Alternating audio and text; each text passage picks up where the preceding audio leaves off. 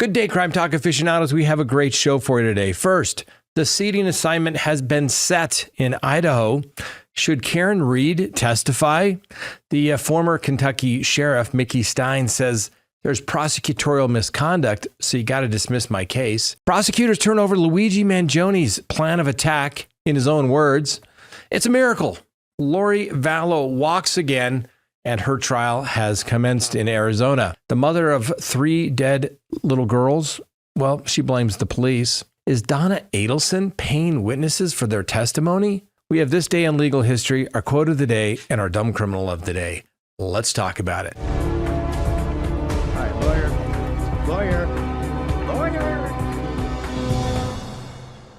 Good day, everyone. My name is Scott Reich, and this is Crime Talk. Thanks for joining us. You know the drill. Subscribe if you haven't, like if you do, leave me a comment below, and hit that little bell for notifications. And yes, you can go check us out on any of your favorite podcasting apps as well.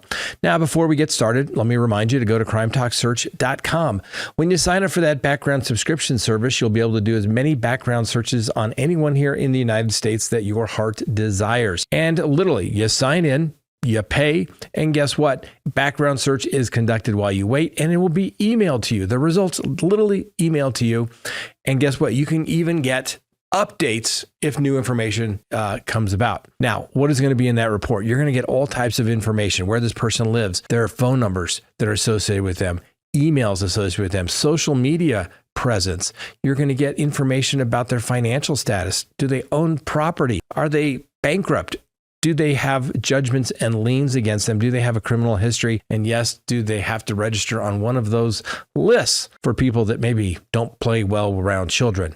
That's right. Go to crimetalksearch.com. Check them out. You're going to be happy that you did. All right, ladies and gentlemen, let's go ahead and open the record for Thursday, June 5th, 2025. First on the docket, the seating assignment has been set. That's right. The court reserves seat for local media in the high-profile Bryan Kohberger case. So, in a recent order issued yesterday addressing media access to high-profile murder trials, and the Idaho court has decided to reserve one pooled seat for local media representatives from Latah and Nez Perce, PERC counties. Now, the decision, issued in response to requests for guaranteed media seating, aims to balance public access with the needs of the journalists covering the case, which has been transferred to a venue hundreds of miles away from the affected community. Now, the court received 2 letters requesting reserved seating, one on May 28, 2025, from counsel representing a media collection, and another on May 29, 2025, from a local Associated Press journalist. Both expressed concern that the trial's concert-style ticket reservation system would exclude media on some days. However, the court highlighted the challenge of defining media in an area of diverse platforms, including traditional broadcasters, newspapers, podcasters, bloggers, and social media influencers. The court noted that reserving seats for all media types would likely limit access to the general public, and recognizing the case's unique circumstances, particularly the distance between Latah County, where the murder occurred, and the trial venue, the court reserved one seat for a pooled representative of a local media with wide circulation in Latah and Nez Perce County. These local broadcasters, newspapers, and radio journalists must collectively designate representatives to attend each day of the trial, with the understanding that their work will be shared with other media outlets. The designated local media representative must submit a list to the trial court administrator before the trial begins. Each representative will receive a badge or document to be presented with the government-issued ID for their admission into the courtroom. The court emphasizes that measures address both media access and the interests of Latah County residents who are financially responsible for the trial costs, but face challenges attending due to the venue's location. The court expressed confidence that the ticket system is unlikely to exclude all media on any given day, but implemented this solution to ensure local coverage.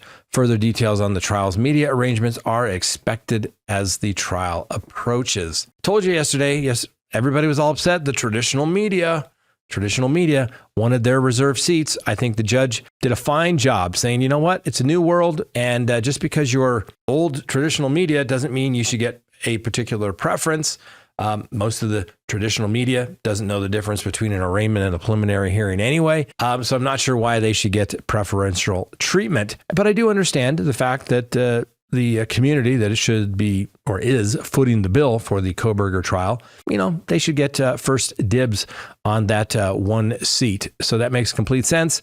Once again, the judge in the Bryan Kohberger case making complete sense. I still think we're going to have a trial in August because I think he's going to deny it. Now, there were several other motions and orders filed in the Bryan Kohberger case, most of them having to do with sealing of requests for discovery and the prosecution's response saying, here are all the dates that we've turned over all this information. And guess what? We're continuing with our ethical obligation to turn over all information to the defense. We've done so. You have what we have. Let the court decide. Obviously, that hearing is coming up in a couple of weeks, and we will bring it to you live. Next on the docket, the Karenread trial. There's no trial in the Karenread case today because why? Well, it's too hot. And apparently the courthouse does not have air conditioning, and with the fans and the poor acoustics and the poor sound system, well, frankly, nobody can hear, and it's going to be hot and muggy, and people just aren't going to be happy. So they're going to resume court tomorrow. Now, according to Karenread herself, the defense should rest sometime Monday or Tuesday. But before the defense can rest, there has to be a big decision. Should Karenread testify? Now, as you know, the defendant never has any obligation to testify or produce any evidence at trial. But when you do the commentary by the district attorney of that evidence, well, it's fair game, just as though it was the prosecution. Okay. Now, normally the prosecutor can't get up and say, well, the defendant could have called these witnesses. Can't do that. That's improper. But just like the defense can't dictate to the prosecution what witnesses they're supposed to call, right? It's prosecution's choice, how they present their case. And then the ultimate decision of presenting that case is up to the prosecutor. And then the jury will decide whether the prosecution has met its burden of proof beyond a reasonable doubt, not a shadow of a doubt, not any doubt, but not a vague, imaginary, speculative doubt, but a doubt that would cause people to pause in matters of great importance to themselves. Okay. And as we know, the prosecution presented their case. A lot of people said, weak case, can't even be here. I can't believe this case went forward. Well, evidence was presented, and the prosecution has the burden of presenting some evidence to each and every element of the offense that it was, in fact, Karenread that caused the death of John O'Keefe, right? Either through second-degree murder, basically their equivalent of a vehicular assault / homicide, that she was drunk, she struck him, and that is it. The defense makes their motion for judgment of acquittal denied, like most of them are, unless the prosecution failed to present any evidence as it relates to any single element of the offense. Then the court would have an illegal obligation to dismiss the case. I once had a case where the prosecutor forgot to state that this crime occurred in the state of Colorado, county of Adams. Should have won the case, but the judge then allowed the prosecutor, who coincidentally is a judge these days, to reopen his case to prove that the crime took place in the appropriate jurisdiction. Needless to say, the legal standard is that the evidence must be viewed in the light most favorable to the prosecution, drawing all inferences in the favor of the prosecution. Pretty simple standard. That's the standard when the case starts, when you go to preliminary hearing, to when you get to motion for judgment of acquittal, and a renewed motion will be made after the defense case in chief, whereupon the motion for judgment of acquittal will be denied once again. And the judge will say, although you presented some evidence, it's not anything that's so overwhelming that the court should substitute themselves as a 13th juror and let the case go back for trial. But more importantly, Karenread has to make a decision. And it is a personal decision. It's not her attorney's decisions, okay? It's not her family member's decision. It is her decision whether she testifies at trial. Nobody could keep her from getting up there and testifying, and nobody could force her to testify, okay? It's her decision. Nobody could say, don't do it. I'm going to withdraw as your attorney if you get up there. Nope, can't do it. I've actually had that. We planned a trial. Client's like, nope. I'm going to get up and testify. I said, but we planned not to put you on. I changed my mind. It's my decision. The judge said it was my decision. I want to testify. Okay. Can put you in a very tricky spot ethically, depending on what your client has told you. And if they testify differently than what they've told you, well, then it gets really tricky, right? When the client doesn't testify, you can raise reasonable inferences drawn from the evidence or the lack thereof.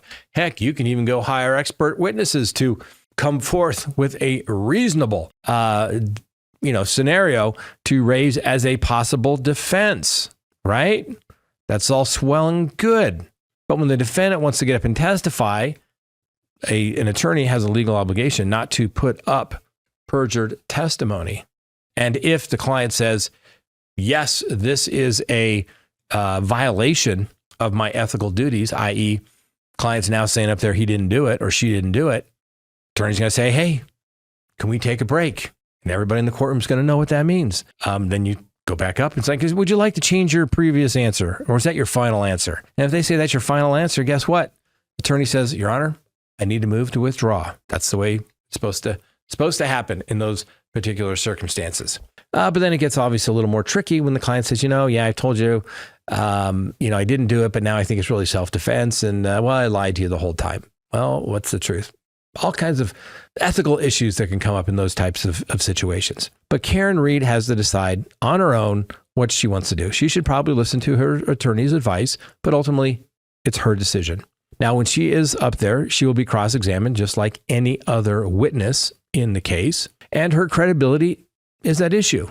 Now, the prosecution has already brought in many statements from Karenread's public statements that she made, right? Some of them not good, in my humble opinion, but some people think people's words don't matter. But the reality of it is they do. Okay, because why would you say something if it wasn't the truth, particularly when you're supposedly fighting for your life? We're not even going to get into the legal malpractice issues for having your client give statements to the news media before the trial and then having those statements come back and literally bite you in the ass at your second trial. We're not even going to get into those issues. All right. Now, the defendant can't just introduce portions of those interviews that she likes. That would be self-serving hearsay. They could try to argue, well, those previous statements were taken out of context, so we need, under the rule of completeness, to put everything in. But that's if it was cherry-picked, right? Sometimes interviews can go on for hours, but there's only 5 minutes of a confession, right? That's the only thing the prosecution necessarily has to play, because that's the only thing that's relevant. Should Karenread get up and testify and say, A, I never hit him, be able to explain, I thought that he went in the house, but if you thought he went into the house, why were you worried that you had hit him? And when you returned back to the area, you knew exactly where to look, where to find him. It's not like you went into the house looking for him, referring to Mr. O'Keefe. Explain away some of those voicemails, being at the bar, the argument that took place throughout the day. I mean, the lady yesterday, the pharmacist, I'm not even going to try to mispronounce her name because I'm sure I will. But it's like, oh, he O'Keefe, kissed her on the forehead. It was the kindest, sweetest thing I've ever seen. I've never seen anybody do that. I've never seen anybody. Oh my God, it was just true love. But clearly not aware that they've been arguing all day. But I guess, if somebody kisses them, obviously, then there's no way that somebody could get upset between that period of time and potentially strike them. I don't know. If I was her attorney, I would have said, no, you're not testifying. Ultimately, her decision. Also, if I was her attorney, I probably would have rested on the prosecution's case and basically say their evidence is speculation at best. You can't trust the guy that wanted to be part of the Blue Man Group with his testing, and leave it at that. I don't think necessarily the police are saying, well, yeah, when they ultimately agree that, yeah, that's the way the condition was. I know some people think all the defense witnesses have been absolutely the best. I don't think they've been particularly compelling. Even Lucky, the driver in that particular case, say, I didn't see anything. I watched the road constantly, paying attention constantly to the house, 34 Fairview Road. That's the one house I paid attention to. Obviously, he wasn't paying attention to everything. I mean, he hit the basketball hoop. He wasn't aware of the adjacent house that had the big dumpster in the front yard either, in his trained perception as a snowplow driver. I mean, really, you didn't see somebody laying in the ground in a snowstorm at night Not particularly well lit. I think there was a light there, but that was it. That's just, to me, that's not necessarily reasonable doubt when you've got people lining up injuries. But hey, I get it. Scott, you know what you're doing. Your analysis sucks. I can't believe you say that. Are you really a defense attorney? Blah, blah, blah, blah, blah. My gosh, I've heard it all over the last couple of days. Listen, if there's something that's so compelling over the next couple of days of witness testimony, I'll be more than happy to consider that.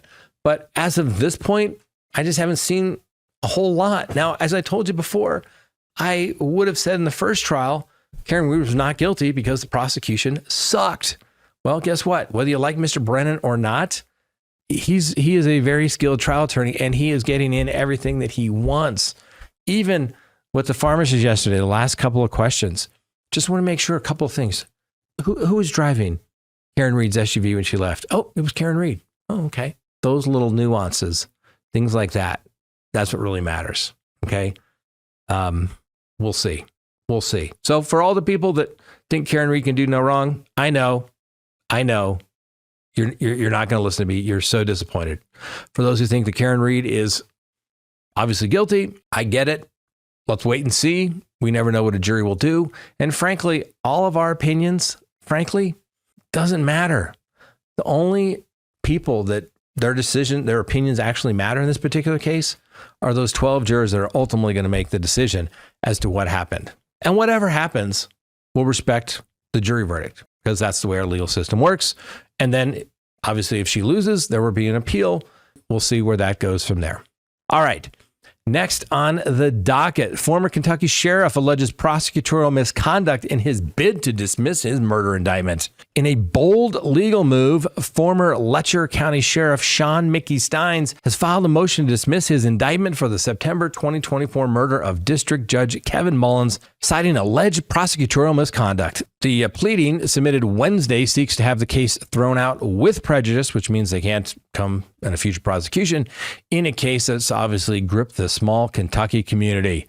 Steins' attorneys alleges that prosecutors engaged in misconduct by holding an undocumented meeting with the grand jury prior to the indictment. Additionally, they claim the prosecution failed to provide records requested by the grand jury, potentially skewing the grand jury's decision. Now, the defense argues these actions compromise the integrity of the indictment process and has requested a hearing to prove bias, asserting that the case should be dismissed in its entirety.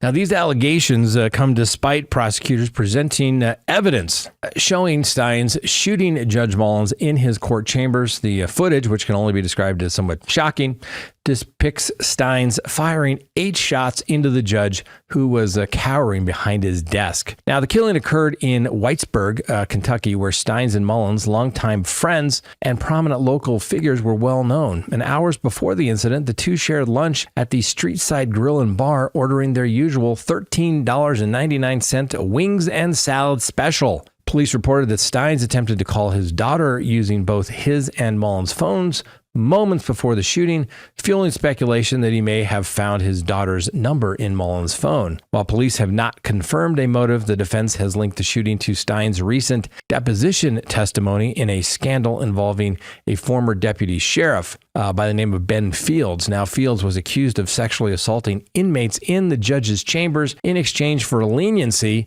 and allegations that led to an arrest and 6 months sentence in jail. Now, Steins, who fired Fields, testified in the case, and further claims have emerged suggesting Mullins may have been connected to the scandal, with the accuser, Sabrina Adkins, alleging the judge possessed compromising videos recorded in chambers. But Steins' legal team, led by an attorney by the names of Jeremy Bartley, has pursued multiple defenses. Initially, Bartley indicated plans to argue that Steins acted under extreme emotional distress, potentially reducing the charges to basically down to manslaughter. The defense then also signaled an insanity plea, claiming that Steins' mental state was compromised by fear for the safety of his wife and daughter.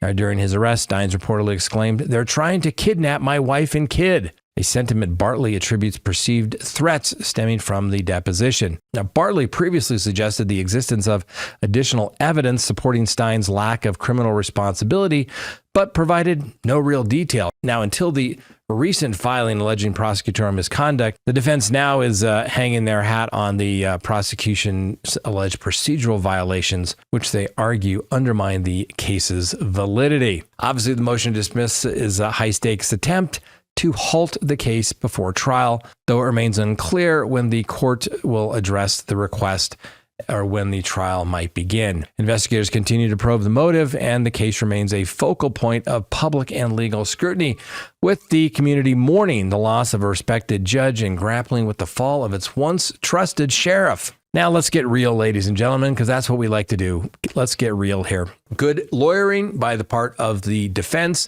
but I wouldn't get too excited about anything getting dismissed as it relates to grand juror misconduct or prosecutorial misconduct before the grand jury. Grand juries are just simply a screening device of usually 15 or more people. It's a screening device to see if the prosecution has enough evidence to go forward. We've all heard of the statement that you can indict a ham sandwich. I've been in grand juries, ladies and gentlemen. I've been in grand juries where I said, hey, my client's got some Fifth Amendment issues. You know, we got a public official here. And, prosecutor, testify. It's all going to be okay, right?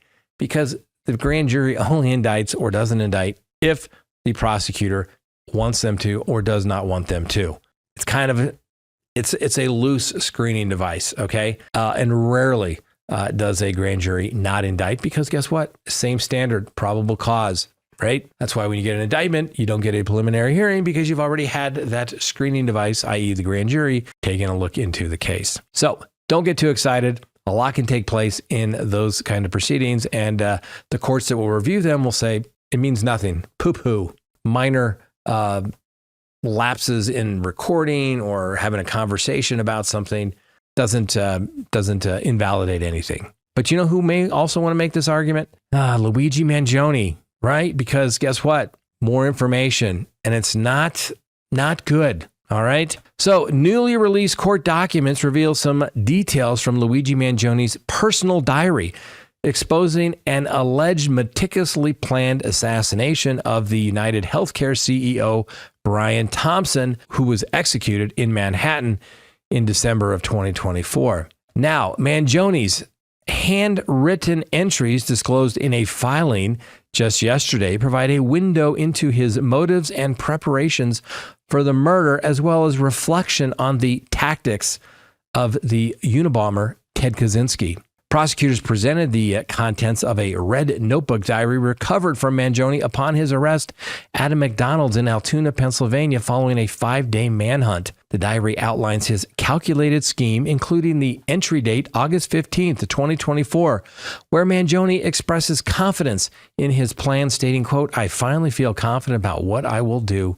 The details are coming together, and I don't feel any doubt about whether it's right or justified," end quote. He credits his delay for allowing further research into United Healthcare, noting a prior consideration of an unspecified target, KMD, which was deemed unjustified and unhelpful. Instead, he fixated on United Healthcare, declaring, quote, "The target is insurance. It checks every box," end quote. In an entry dated October 10th, 2024, Mangione marks 1.5 months until the attack, critiquing Kaczynski's indiscriminate bombings as counterproductive. He writes, "Normies characterize him as an insane serial killer, focus on the act atrocities themselves, and dismisses his ideas." Mangione argues that bombing United Healthcare headquarters would be seen as terrorism and risk innocent lives, opting instead to target the CEO of the company's parasitic bean-counting convention. To make a pointed statement, he then refers to healthcare industry figures as parasites and mafioso, describing the December conference as a true windfall, embodying systemic flaws. Another note reveals Mangione's apology to federal agents, stating, quote, "I do respect what you do for our country," end quote, while insisting he acted alone and directing investigators to his notebook for insight into his motives. Now, despite the alleged confessions, Mangione has pled not guilty, which he is absolutely entitled to do, to all of the state and federal charges, and prosecutors intend to seek the death penalty in the federal case if Mangione is convicted. Now, the 82-page filing counters defense motions, including a claim of double jeopardy due to parallel state and federal cases. And the Manhattan District Attorney, Joel Seidelman, described the evidence as overwhelming, calling the case open and shut. The filings also detail Mangione's movements, alleging he stalked Thompson the night before the shooting, with surveillance captured near an encounter on December 3rd, 2024, near the Hilton Hotel. Now, on December 4th, Thompson was fatally shot outside the Hilton Hotel en route to the United Healthcare's annual conference. And surveillance footage shows a masked assailant shooting the 50-year-old at a point-blank range before fleeing on a bicycle into Central Park. Bullet casings at the scene bore the words deny, delay, and depose, a phrase linked to insurance claim disputes. Now, Mangione's arrest 5 days later followed a high-profile manhunt, and the case has sparked debate about the U.S. healthcare system, with Mangione's gaining a cult following. And let's not forget his $1 million in legal fund contributions. He is scheduled to appear in court again on June 26th of 2025. Well, ladies and gentlemen, obviously these items were seized when Mr. Mangione was arrested. So the only way you got to keep them out, remember what we talk about, ladies and gentlemen, got to keep those bad facts out. How do you do that? You got to suppress the evidence. How do you do that? Well, in this particular case, to say that they were seized illegally. Tough road to hoe, both in state and federal court. And yes, you can have parallel jurisdictions prosecuting the same thing. It's just the way it is, ladies and gentlemen. Separate sovereigns. You can be charged with the same crime, different sovereignty, federal and state. Normally, they kind of say, we'll pick one. But in this particular case, obviously, the feds want it because the death penalty can be imposed. Now, are they going to be able to impose the death penalty on one guy that commits one murder? Heck, having difficult enough time on one guy that commits four murders. So maybe they should save their time, money, and effort. Obviously, Mr. Mangione is entitled to his presumption of innocence. I would love to hear what his supporters say about that particular evidence. Obviously, it's bad, particularly if it can be corroborated, right? Juries tend to listen to people's own words and statements and writings, ladies and gentlemen, because people usually don't say things unless they don't mean them, particularly if they're going to kill somebody. And if that can be corroborated by steps that Mangione's been taken, that's going to be tough. Hey, I'm a defense guy. I know. But I'm telling you, the way defense is looking at this, those writings need to go away. Then they could possibly run an identification defense saying it wasn't Luigi Mangione. It was just some guy that looks like Luigi Mangione. You can't prove it. Not guilty. But if you have a notebook on his person where he even directs them to go, look, here is my motive. Let's just say, I think those statements are coming in, ladies and gentlemen. I think those statements are coming in against Mr. Mangione. And I'm sure they're talking, hey, how about we do life without parole to avoid the death penalty? Well, you know what is surprising, ladies and gentlemen? The miracle that took place in Arizona. That's right. Lori Vallow walks again. Look at this video. She walks into court as she is representing herself in the trial in Arizona on charges of conspiring to attempt to murder her ex-nephew-in-law. Now, prosecutors allege that Lori and her brother, now deceased Alex Cox, planned to kill Brandon Boudreaux back in October of 2019. And the allegations allege that Cox drove a Jeep that belonged to Lori's deceased husband, Charles Vallow, from Rexburg, Idaho to Gilbert, Arizona, then shot at Boudreaux outside his home on October 2. Boudreaux was not injured in the incident, thank goodness. And of course, if convicted of conspiracy to commit first-degree murder as it relates to the Boudreaux case, guess what? Lori is facing yet another potential sentence to life in prison. It's like it really matters to her. Probably one of the reasons why she's proceeding pro se. You might as well get a little street cred in there, be able to build a little experience, say, hey, I've been there, done that. Let me tell you what we need to look at on appeal. Now, she is already awaiting another possible sentence of life in prison after the Arizona jury also convicted her of conspiring to kill Charles Vallow back in April. Now, the Arizona charges are in addition to her life sentences in Idaho that she received back in 2023 when she was convicted of murdering her two youngest children, J.J. Vallow and Tylee Ryan, and conspiring to kill her fifth husband's first wife, Tammy Daybell. Her husband, Chad, was convicted of the same charges, and he was sentenced to death by an Idaho jury. Next, let's talk about those 3 young girls murdered in Washington state. So the bodies of 3 young sisters, Paitlin, Evelyn, and Olivia Decker, were discovered on Monday at a campsite in Leavenworth, Washington, approximately 20 miles from their home in Wenatchee, Washington. Now, police confirmed that the girls, whose wrists were bound with zip ties, died from suffocation caused by plastic bags. Their father, Travis Decker, a 32-year-old Afghanistan veteran, is wanted on suspicion of their murder and remains at large. Now, the sheriff's office is collaborating with the local police departments, U.S. Border Patrol, Homeland Security, and the United States Marshals in looking for Mr. Decker. He faces 3 counts of first-degree murder and first-degree kidnapping, and the United States Marshal Service has offered a $20,000 reward for information leading to his arrest. Police warn that Mr. Decker, who has extensive military training, including services as an airborne ranger in the Army and a sergeant in the Washington National Guard, is considered dangerous due to his combat skills and survival expertise. I think if you go around killing little girls, particularly your own, regardless of your military training, you're just a coward. Let's just keep it at that. Keeping it real. Anyway, Whitney Decker, the girl's mother, through her attorney, Ariana Cozart, alleges that the tragedy could have been prevented had police issued an Amber Alert when the girls did not return home from a scheduled 3-hour visitation with their father last Friday. Whitney reported her daughters missing that day, expressing concern about Travis Decker's declining mental health and uncharacteristic behaviors. Court records reveal that Decker was diagnosed with complex post-traumatic stress disorder and borderline personality disorder after his military service, conditions for which he reportedly did not take medication. Whitney noted that Decker's failure to return the girls was unprecedented, as he had always adhered to visitation schedules in the past. Now, the attorney argued that Decker's deteriorating mental state and out-of-character actions warranted an Amber Alert, asserting that the girls were in substantial danger despite the absence of an overt threat. We may never know if it could have meant the difference between life and death for those girls,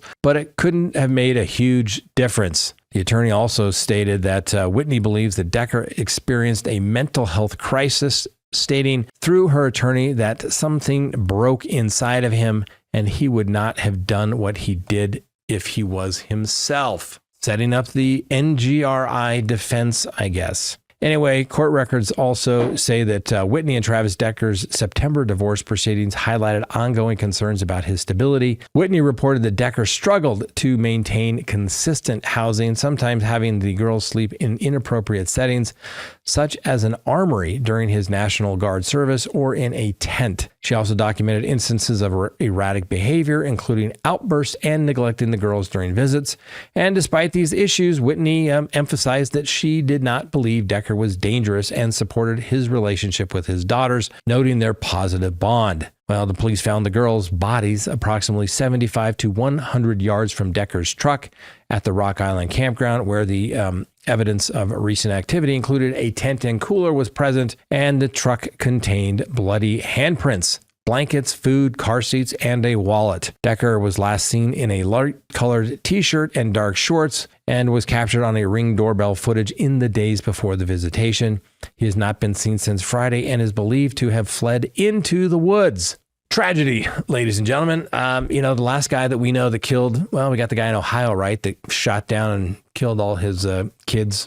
I think he got a plea deal. And then obviously Chris Watts, who killed his young children. Just don't get it. I just don't get it. And I know, a lot of people have PTSD and you got to do something. Sometimes you got to do it for yourself. You can't put it on others to ultimately do something for you. You've got issues, go seek some help. Please, people, because we don't want to be reading how people did really bad things and they suffered from PTSD. And if you're a veteran, there's more resources out there. Go get some help, please. Next is Donna Adelson offering to pay witnesses for their testimony in her upcoming murder trial. The prosecution thinks so. That's right. A jailhouse informant is claiming that Donna Adelson offered to pay for witness testimony in her upcoming murder trial. Now, those allegations only became public knowledge recently, but they've already been investigated by the FBI. Local police in Tallahassee, Florida, have represented to the prosecution. Apparently, no charges were filed.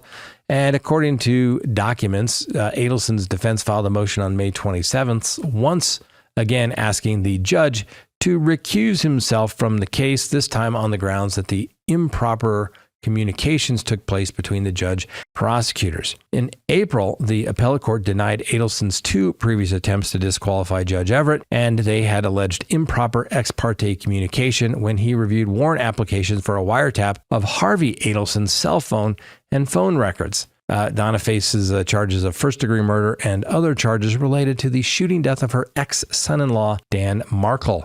The prosecution's warrant affidavit states that a jailhouse informant alleged Miss Adelson was offering to pay for witness testimony. That's pretty dumb.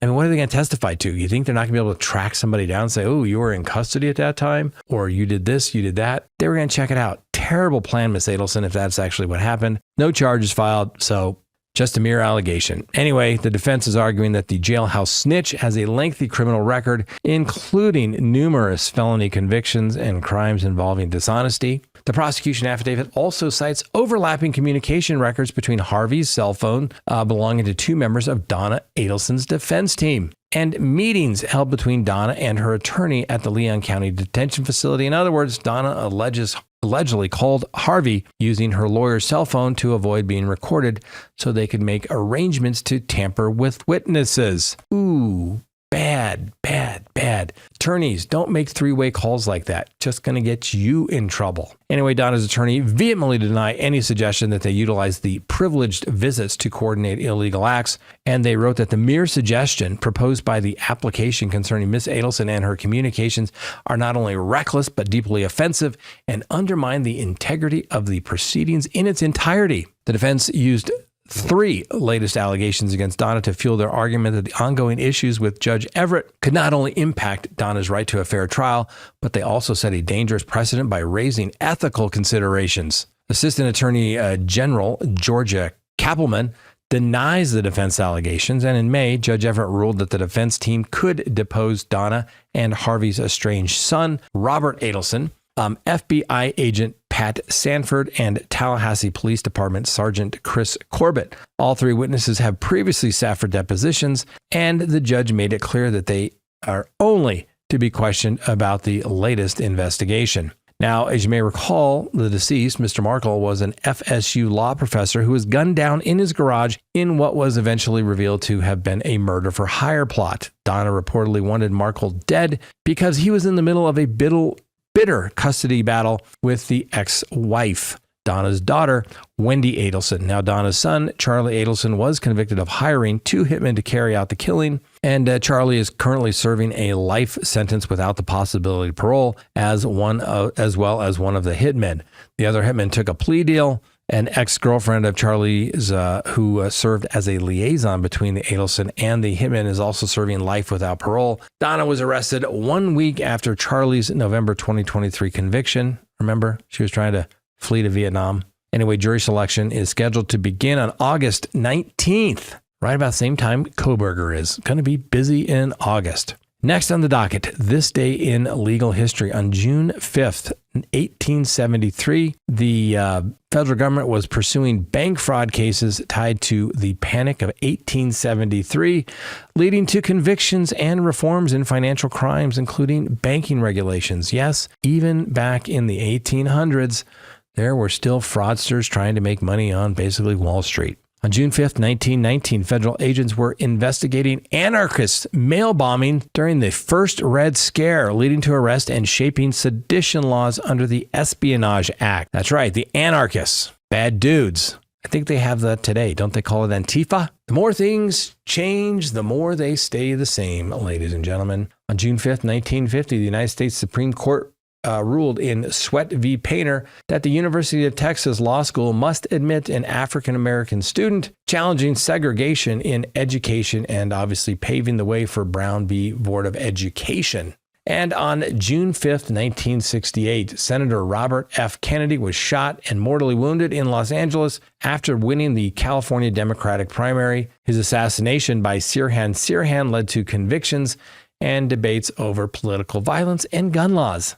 Did I say it once already today? The more things change, the more they stay the same. Goes back throughout history, ladies and gentlemen. There's a bunch of wackadoo people out there that think the only way they can solve their problems is through violence. Wrong. Not good. On June 5th, 2018, former movie mogul Harvey Weinstein pleaded not guilty in New York to rape and criminal sex charges, marking the high-profile case in the Me Too movement that influenced sexual assault prosecutions. Now, remember, they're going to start that case all over again. And why did it get reversed? Oh, who said the reason it would get reversed? 404B evidence. That's right. Going to get reversed. Always does.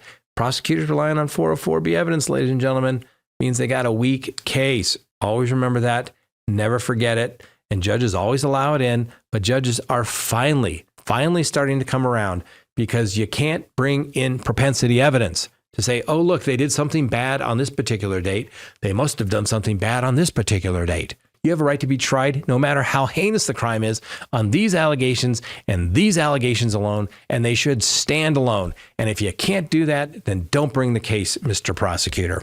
Next, our quote of the day. Since we were talking about Karenread's right to remain silent, the right to remain silent is enshrined in the Fifth Amendment to the United States Constitution, which means no person shall be compelled in any criminal case to be a witness against himself. This principle was further clarified in the landmark Supreme Court case Miranda v. Arizona in 1996, where the court held the prosecution may not use statements, whether exculpatory or inculpatory, stemming from custodial interrogations of the defendant unless it demonstrates the use of procedural safeguards effective to secure the privilege against self-incrimination. This established that individuals have the right to remain silent during custodial interrogation and must be informed of their right, typically through the Miranda warnings. And obviously, this is something that tell people all the time. The United States Supreme Court created this. It's completely judge-made law. Nowhere in the Constitution is there a Miranda warning. They made it up, and they said, hey,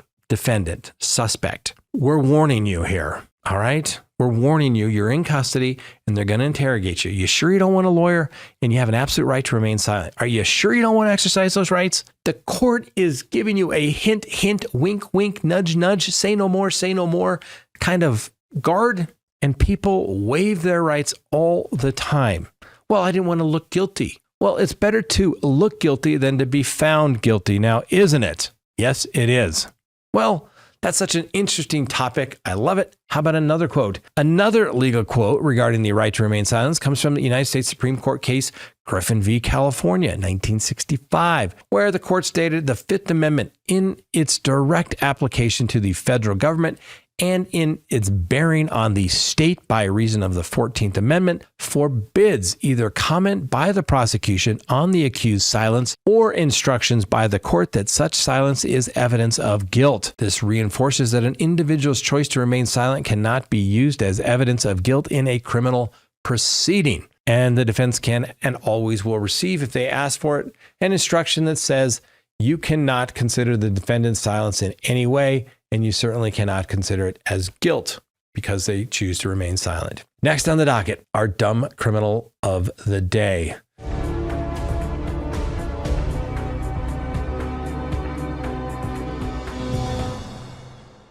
An argument over bagpipes ended with a federal judge's wife being led away in handcuffs. You can't make this stuff up, ladies and gentlemen. Eunice Isgur, I-S-G-U-R. She's 76. She confronted a man who was playing bagpipes Monday evening at the Terry Hershey Park Trail in Memorial, Texas, before assaulting the man's wife, according to police reports. Quote, she said, "I had no right to play here in public," end quote. Gibbs said it wasn't long before Isgur introduced herself to the conversation. She said, "I'm going to call my husband. He's a federal judge, and he's going to make you stop." Gibb recalled Ms. Isgur has the same last name as U.S. District Bankruptcy Judge Marvin Isgur of the Southern District of Texas. Not technically a Title III judge because bankruptcy judges sit by appointment. Anyway, Gibbs' wife came upon the fraught scene, spotting Isgur holding her phone inches from her husband's face and started filming the elderly woman in return. Isgur then allegedly took a swipe at the bagpiper's wife, hitting her cell phone. Isgur's husband then showed up at the scene but was not accused of any wrongdoing. However, the couple menacingly followed the bagpiper and his wife as they were leaving the park, according to video. As my wife was walking away, she was videoing behind her, and this big guy and the woman were chasing after her, Mr. Gibbs said. During the confrontation, Isger suffered a black eye after she tripped while attempting to grab Gibbs' backpack. Despite the encounter, Gibbs said the Scottish Isle-born instrument is typically welcomed in the Deep South. Texans just love the sound of the pipe, he said, stressing it is one of the few negative responses he has ever received. Anyway, Miss Isger, 76, was arrested and assaulted for bodily injury. Now, Miss Isger, well, you're a judge's wife. You knew better. We'll give you the presumption of innocence, but you are our dumb criminal of the day. Who doesn't love bagpipes? Okay? You start playing Amazing Grace with bagpipes. Oh my God, just start the tears flowing, right? You see it everywhere, ladies and gentlemen. Who doesn't love bagpipes? Miss Isger, how could you not love bagpipes? All right, that's all we have for today, ladies and gentlemen. Thanks for watching. Hope you enjoyed the show. See you next time. Remember, the Constitution matters.